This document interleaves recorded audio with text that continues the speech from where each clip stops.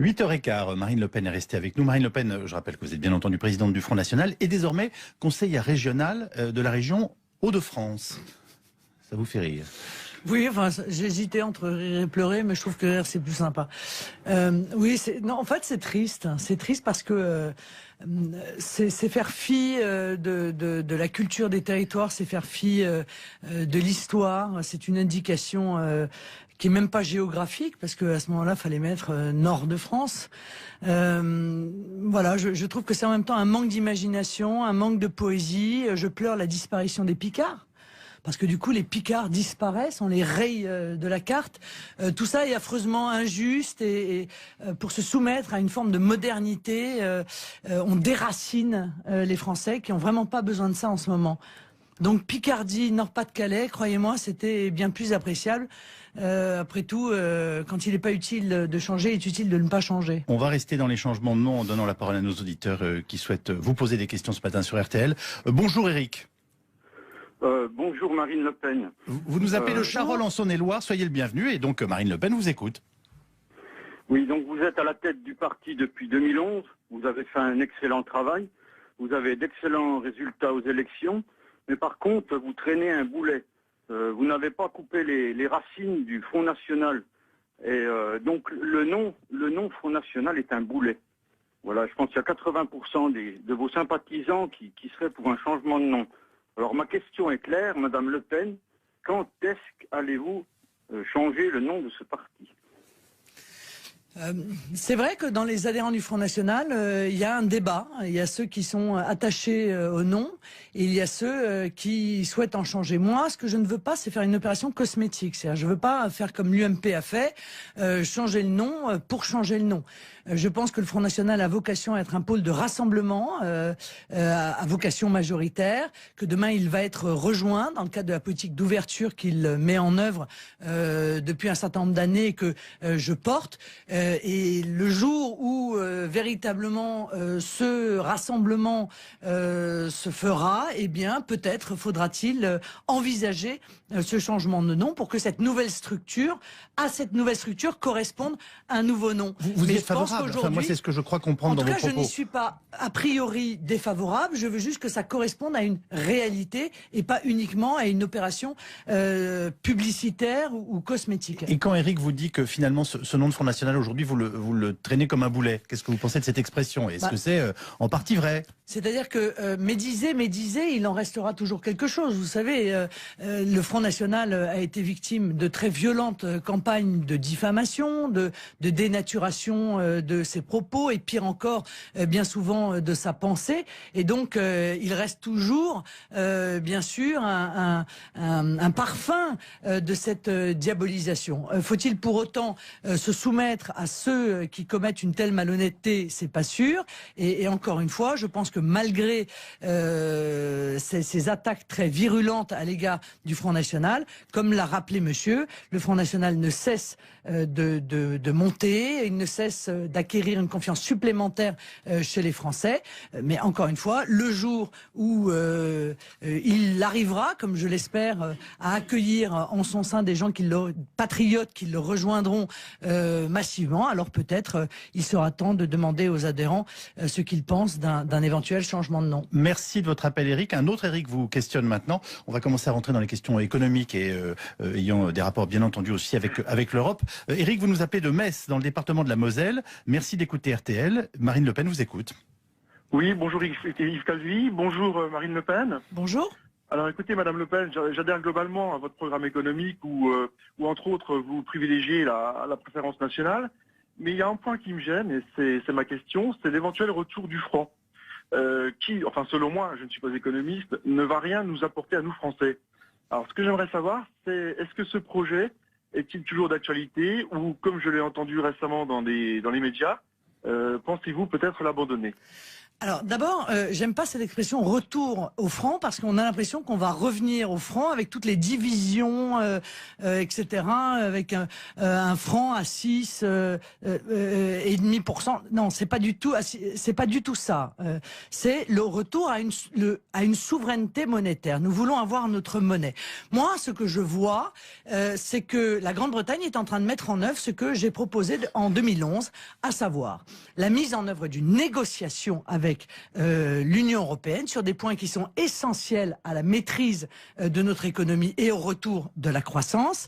Et à l'issue de ces négociations, un référendum. Soit nous avons obtenu le retour de nos souverainetés et je suggérerais qu'on reste dans cette nouvelle forme d'Union européenne, soit nous n'avons pas obtenu ces souverainetés et à ce moment-là, je suggérerais aux Français de sortir par référendum de l'Union européenne.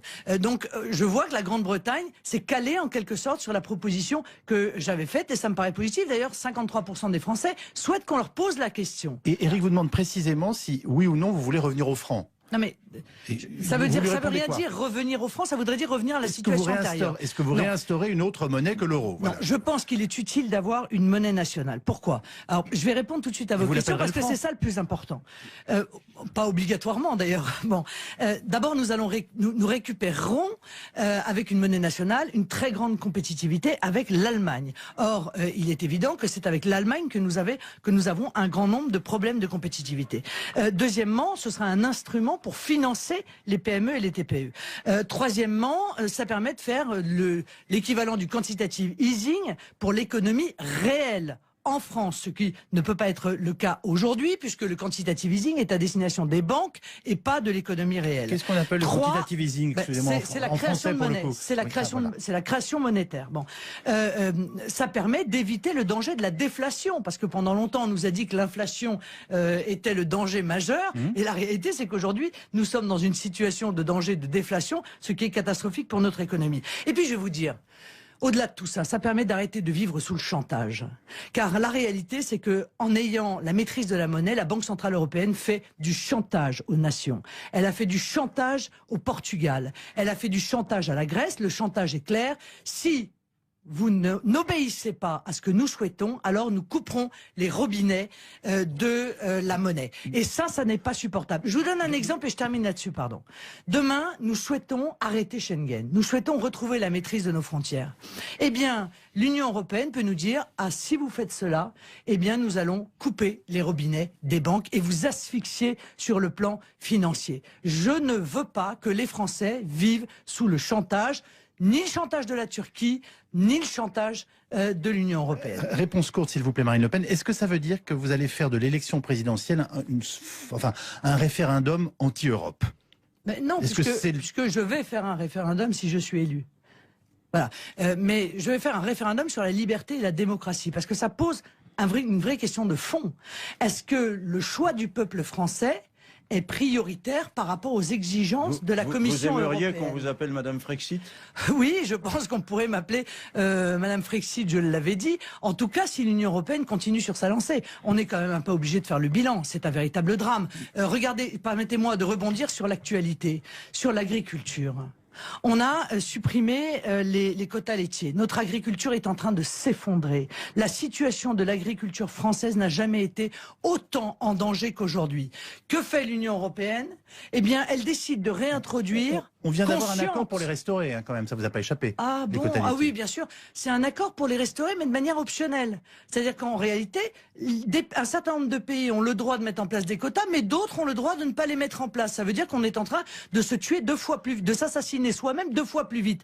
Ça n'est pas possible, enfin. Écoutez, c'est un petit peu comme si vous nous disiez que demain, il y aura des limitations de vitesse optionnelles sur les autoroutes. Il y a ceux qui ont envie de les respecter, et puis il y a ceux qui n'ont pas envie de les respecter. C'est de l'enfumage, et encore une fois, ça démontre que l'Union européenne est aujourd'hui un instrument de destruction de notre agriculture et d'ailleurs de manière générale de notre économie, plutôt que le sauveur qu'on nous avait vendu. C'est Antoine qui vous interroge maintenant, il nous appelle de Strasbourg. On va essayer de faire des réponses un peu plus courtes pour prendre plus d'auditeurs, s'il vous plaît, Marine Le Pen. Antoine, on vous écoute, merci de... Pour des sujets complexes que vous me demandez de traiter en quelques secondes. Oui, l'art de la synthèse est aussi une bonne chose, vous êtes avocate.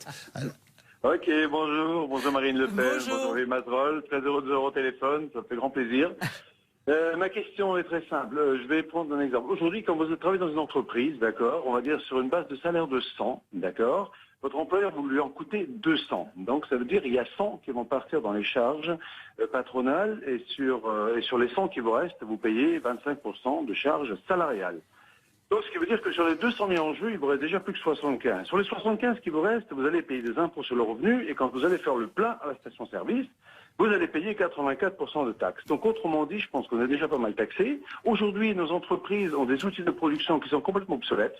On n'est plus du tout compétitif. On se fait prendre les marchés. Antoine, quelle est la question? La question est la suivante. Madame Marine Le Pen, non mais il faut le citer, ça c'est important. Qu'est-ce que vous comptez faire aujourd'hui pour relancer l'économie, pour donner à nos entreprises, pour qu'ils puissent créer de l'emploi et pour qu'on puisse redevenir compétitif? Si on redevient compétitif, ça va créer de l'emploi. Qu'est-ce que vous comptez faire à ce niveau-là? Et accessoirement, quelle taxe comptez-vous supprimer? Alors, encore une fois, bon, j'ai déjà répondu en partie à votre question tout à l'heure sur l'ensemble des mesures que nous souhaitons mettre en œuvre pour les TPE et les PME, parce que moi, ce qui me choque, c'est que le gouvernement est toujours au chevet des grandes entreprises. Or, ce sont précisément, bien souvent, celles qui n'ont pas besoin de la moindre aide. Alors que les TPE et PME, qui sont celles, et les artisans, qui sont ceux qui créent l'emploi dans notre pays, sont totalement oubliés, totalement sortis des radars. Ce sont les oubliés de l'économie. Vous voyez, il y a la France des oubliés et il y a les oubliés de l'économie. Donc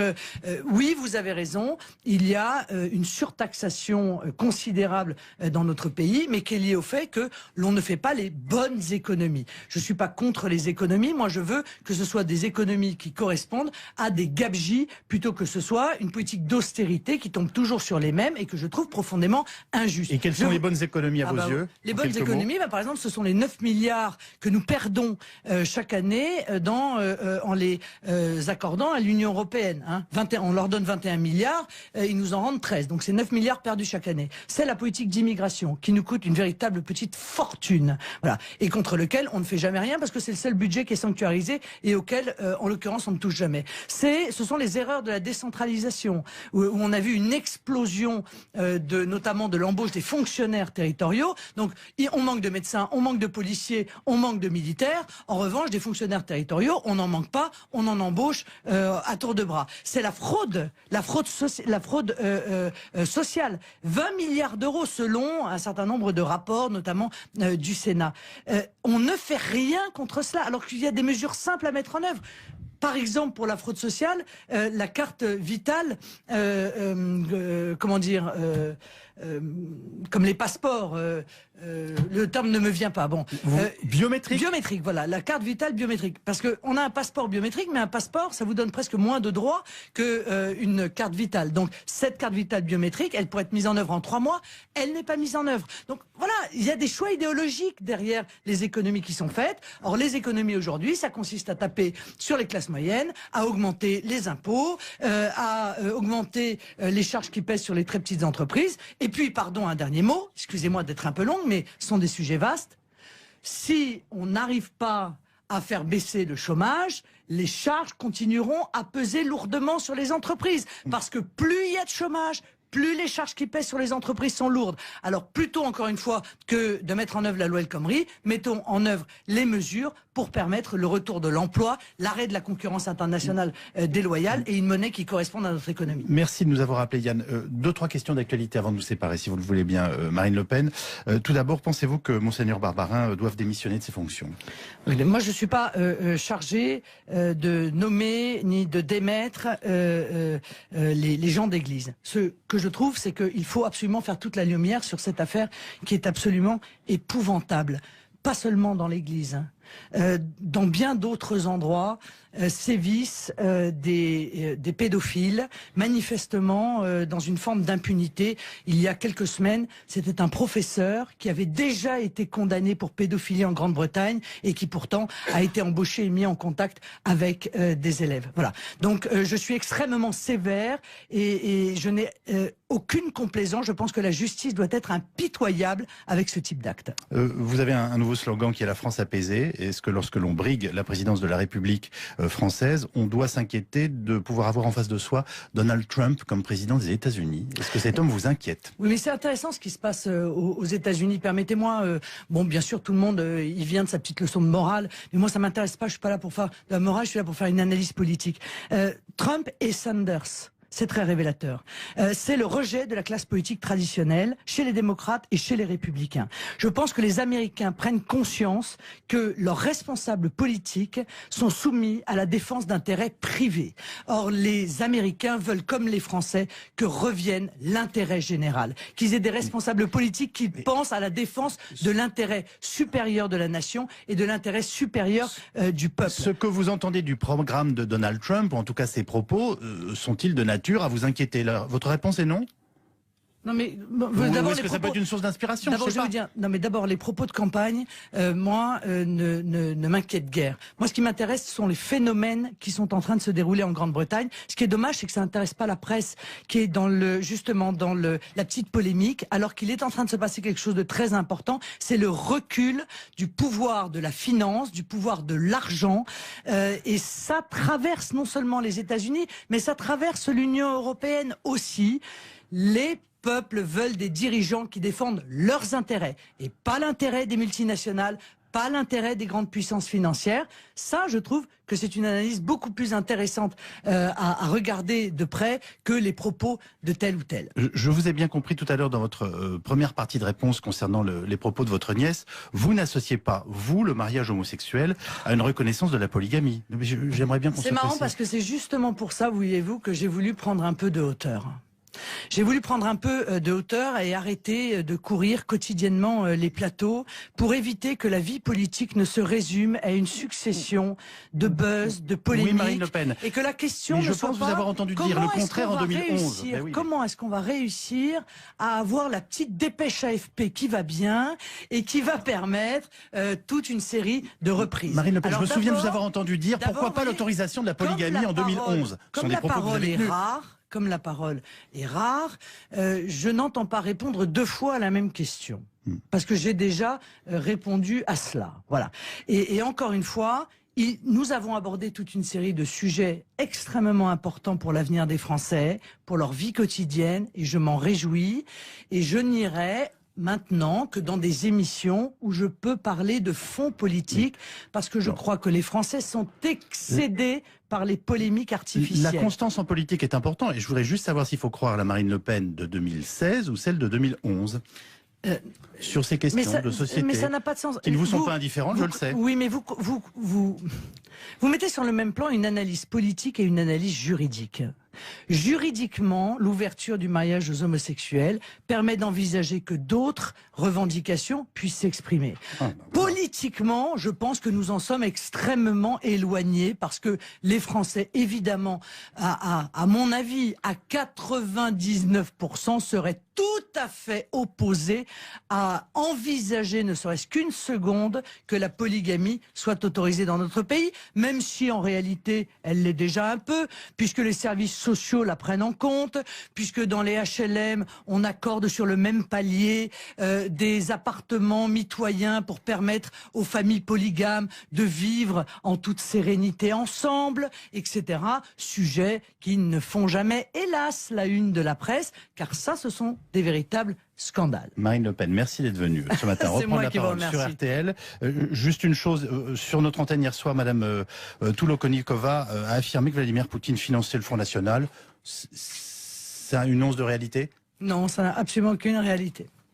Merci, à bientôt sur RTL.